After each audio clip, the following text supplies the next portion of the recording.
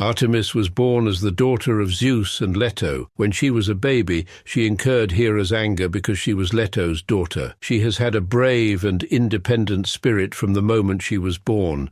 With her majestic and free spirit, she stands out among the goddesses of Greek mythology. She is known as the protector of nature, hunters and young girls. Statues and depictions of Artemis are often depicted as a young girl carrying a bow and arrows. She symbolizes the wild power of nature and hunting abilities.